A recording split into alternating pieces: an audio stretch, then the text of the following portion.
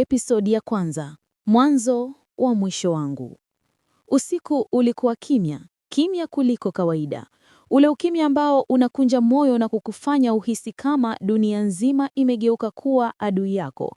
Nilikuwa nimelala kitandani, macho yakiwa wazi, nikitazama dari kama vile ningeweza kupata majibu ya maswali yangu ya ndani. Lakini kwa siku nyingi, majibu hayakuwa yanakuja. Yalikuwa yakinikwepa kama vile maisha yenyewe yalivyokuwa yananikwepa. Jina langu ni Neema.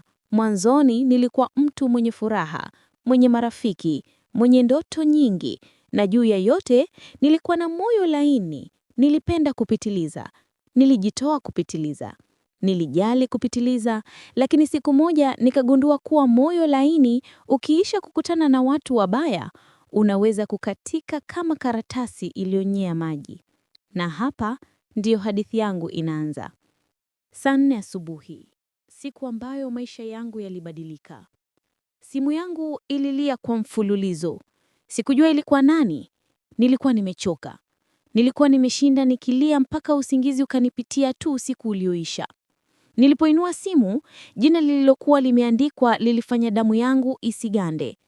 Mama calling. Sauti yake kila mara ilikuwa tulizo, lakini siku hiyo ilibeba mshindo wa ajabu, kama alijua nilichopitia usiku ule. Nilipoipokea, hakuniuliza hata umeamkaje. Kama kawaida, aliuliza moja kwa moja, Neema, umelala nyumbani kwako jana? Swali lilinichanganya. Ndiyo mama, kuna shida? Nijijibu kwa sauti iliyokatika. Alikaa kimya kidogo, halafu akasema, basi jiamini, kila kitu kitakuwa sawa. Kuja nyumbani ikifika jioni, kuna jambo nataka nikwambie. Nilijua jibu lile halikuwa la kawaida. Nilijua kuna jambo, lakini sikujua kuwa hilo jambo lingekuwa mwanzo wa kutikiswa kwa maisha yangu yote. Kutenganika na ulimwengu. Nilijiandaa kwenda kazini, lakini hata kabla sijafika mlangoni, machozi yalianza kunitoka bila sababu, moja kwa moja.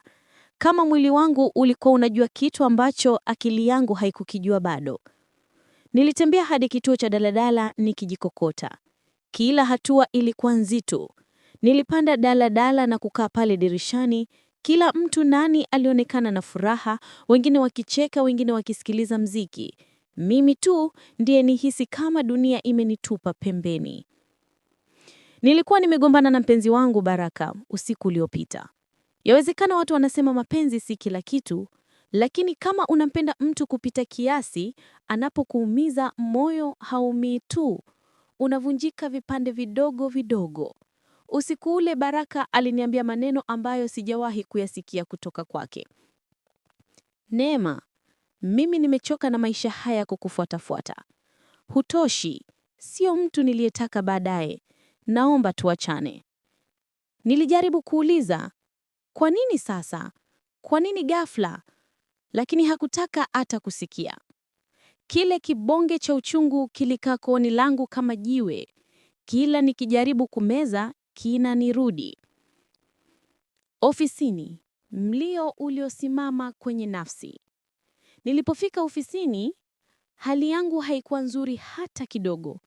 Watu walikuwa wanaongea kawaida, lakini kila sauti ilisikika kama midundo ya silaha kichwani mwangu. Nilikaa kwenye meza yangu, nikafungua kompyuta, nikajaribu kuandika ripoti ya kazi, lakini maandishi hayakutoka. Moyo ulikuwa umebanwa, kichwa kilikuwa zito, kila kitu kilionekana kiza.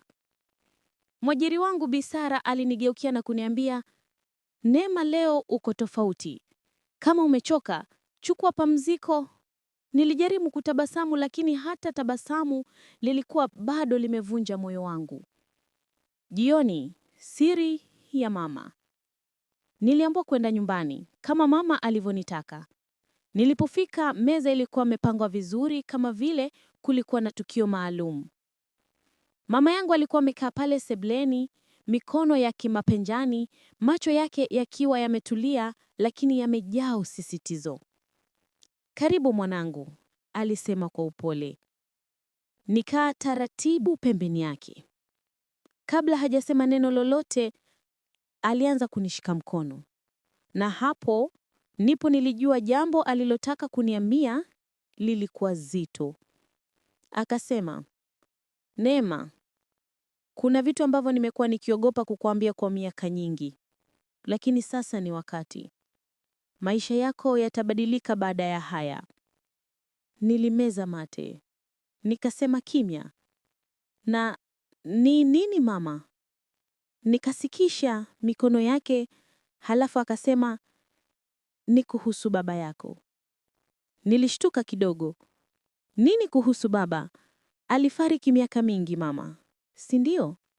Nikasema mama anitazame moja kwa moja usoni. Kwanza macho yake yalianza kujaa machozi. Halafu akasema maneno ambayo yalichana moyo wangu kama upanga. Baba yako hakuaga dunia kama nilivyokuambia. Alituacha. Alinitoroka mimi na wewe. Na amekuwa hai mahali fulani kwa miaka yote hii. Nilitetemeka. Nilionekana kama mtu aliyesimama kwenye mdomo wa shimo refu. Mama, unaniambia nini? Nilikuwa sijiamini. Akasema tena taratibu, lakini kwa uzito. Nilikuficha kwa sababu nilitaka usiendelee kuumia. Lakini sasa anataka kukuona. Nilisimama ghafla. Nihisi hewa imenikimbia. Tumbo likauma. Anataka nini kwangu sasa? Baada ya miaka yote? Baada ya kutuacha? Mama hakuweza kujibu mara moja. Aliangalia chini, halafu akasema, kuna jambo muhimu sana amekuficha, na ndiyo sababu ya kutaka kukutana na wewe. Mwisho wa kipande cha kwanza. Nilikaa pale kwenye kochi nikiwa mchanganyikiwa. Baraka ameniumiza. Maisha hayaniongeli. Sasa baba, mtu ambaye nilimwamini amekufa, anaonekana yuko hai na ananitafuta. Kwa mara ya kwanza niliogopa, lakini ndani ndani nilihisi huu ndio ulikuwa mwanzo wa safari ambayo ingebadilisha maisha yangu yote. Safari ya kujielewa, kupona na kujifunza kuamini tena. Lakini sikujua kilichokuwa kinaningoja na kama kweli nilikuwa tayari kukipokea. Usikose episodi inayofuata, usisahau kusubscribe, kushare, kucomment. Asante sana.